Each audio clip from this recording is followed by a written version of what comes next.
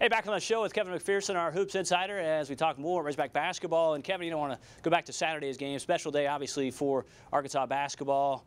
Historically, you know, when you look at it, just a great way to kind of revisit with those guys on the '94 team. But specifically, what do you think about the basketball game yesterday and the game plan, the execution by Arkansas offensively and defensively? When you look at it, Arkansas obviously helped out by some really strong shooting. Yeah, I think the key to the shooting was good ball movement. They came out early with crisp ball movement. That makes the defense work harder and have to move, and then when they get out of position, guys were able to drive, and I thought Arkansas took advantage of having bigger guards than Ole Miss. Ole Miss's guards are good, but they're quick and smallish, and Arkansas was able to get penetration, and they were able to pass to their bigs, who were able to finish around the basket. Obviously, Mason Jones had a great shooting night, made six three-pointers with 22 points, but I thought Jalen Harris, he's really struggled, especially with his shot.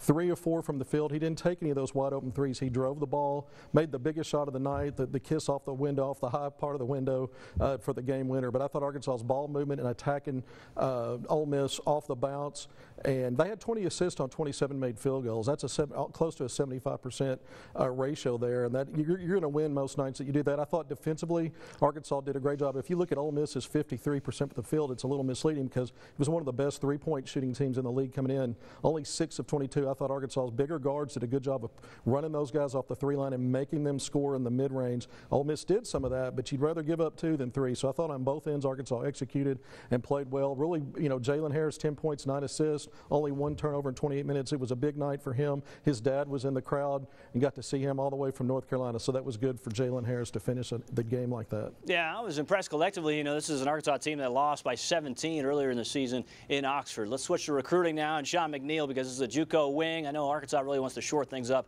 at that position in terms of some depth moving forward. Yeah, associate head coach Melvin Watkins saw him recently. He got a scholarship offer from Arkansas. He's on the Division II level in JUCO at Sinclair College in Ohio, but had a 55-point game recently. Was named the National JUCO Player of the Week a few days ago, and he's a guy that puts up big numbers. And Arkansas is looking to get older with some bigger guards and guys that can score the basketball. So he's one of the guys on their radar. All right, Jalen Pipkins. Is this the second time Arkansas has had a chance to see this kid?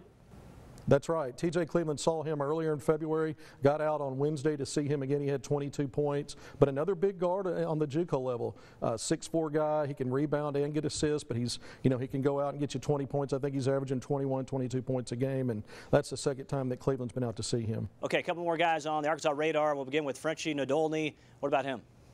Yeah, Clarence Frenchie Nadolny. He's at the Scotland Campus Hoops up in Pennsylvania. Melvin Watkins also went out and saw him this past week for the second time. That was on Thursday night. Arkansas's offered him, and he's a 6'3", 6'4" combo guard, can get to the rim, can distribute the ball, just a really talented, versatile backcourt player. All right, 20 to close here. Offers. Yeah, absolutely. 20 to close here on Jalen McCreary. This is also a guy that's on Arkansas's radar, but what is the level of interest there?